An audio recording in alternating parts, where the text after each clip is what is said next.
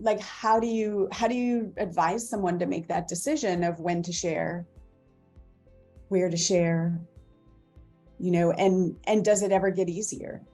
For me, it's gotten a lot easier. Okay. Absolutely. And I think that part of it is the more that you share it and the more that you see the impact, the positive impact that it has, it does get easier. It sometimes is as simple as that. And like there's been, I know for me personally on the internal side, on the inner work side, like there's been more layers that have come up that makes it feel complete and resolved, so that it's not triggering anymore. Yeah. At all. The more you tell it, the easier it gets. Yeah. And the more people reflect back to you. Like, have you had someone reach out and share how your story has made a difference, kind of similarly to the body dysmorphia? Yeah, absolutely. Absolutely. And it's in interesting ways. The first time I actually told that story, it was like really all kinds of sourced experiences were going on. When that happened, I took the stage, the lights went out. So that in and of itself kind of shook me. I was already like wigged out and amped up, and then the lights go off and I was like, oh.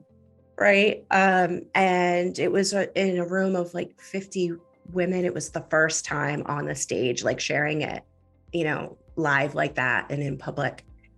And it was at a 2-day event. And there was a woman, I mean, a lot of people reflected right in that moment after I got off the stage. But there was this one woman in particular, like it always amazes me, like what it opens up for people and how. She talked to me afterwards, but then we connected over the weekend after the event. And she said, I had a speaking engagement the next day. Mm-hmm. And I had never really, she's a lesbian and she had never really talked about that. She goes and speaks at schools, middle schools, high schools. And she was like, I've never really been comfortable necessarily sharing that publicly. And I did this time. And part of it was like, kind of, I'm coming out with this abuse story. She's coming out with, her sexuality in a public way. When I first came out, I had a talk and I knew this was like the most alive thing I could talk about. I had a breakout session scheduled at a big event, and I made a slide, and there was a point in the talk where I was like, okay, here's where I'm going to share this story. And it was really a story about kind of getting this signal from the universe and following it. But for me, it happened to be about my sexuality. And so I put this slide, nobody would have known what it meant. It was a cue for me, like, I'm either going to say this here or not. And I knew it was there. It was like, probably a third of the way in. And so I'm just like giving the talk, but the whole time I'm thinking about this slide is going to come up and I'm going to have to make this decision. And what am I going to do? Am I going to say it? Am I not?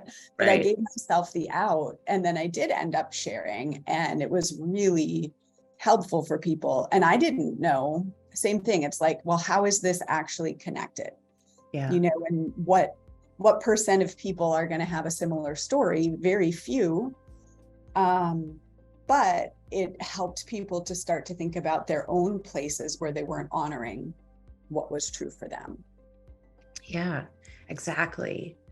And so the other piece of that story, of her sharing that story, the piece, God, just thinking about it, it still kind of gets me a little bit. She said that there was I think it was 7th graders that she was talking to. And she said that there was a boy who came up to her afterwards. And he said, oh my God, I'm going to get emotional. He said, up until this point, I really don't like gays, but I really like you. And it was like that, that moment where, that it's influencing.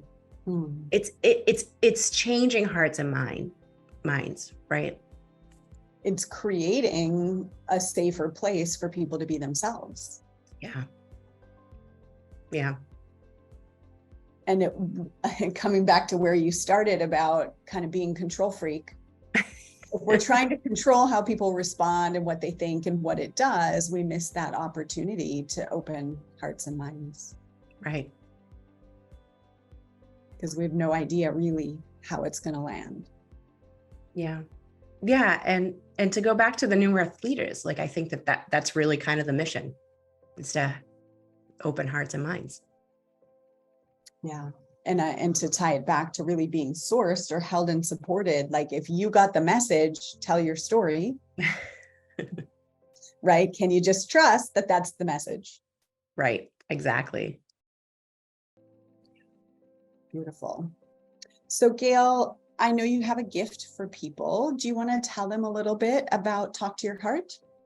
Yeah. So I have a Talk to Your Heart meditation and assessment.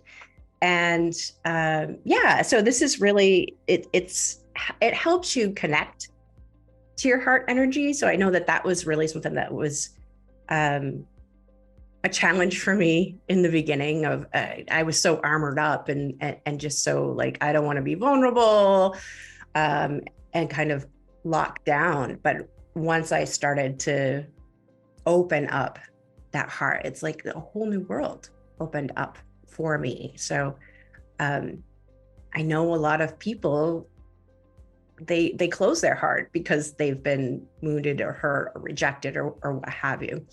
So this is really an exercise that just allows you to give yourself that time and that space to reconnect with your heart, or if you are like connected and open-hearted, it's also an opportunity to just sort of assess, like, okay, here are some places that maybe I want to make some changes. And do I feel like now's the time to do that? Beautiful. So the link for that will be below. It is at GayleNowak.com/talk-to-your-heart. Click the link below.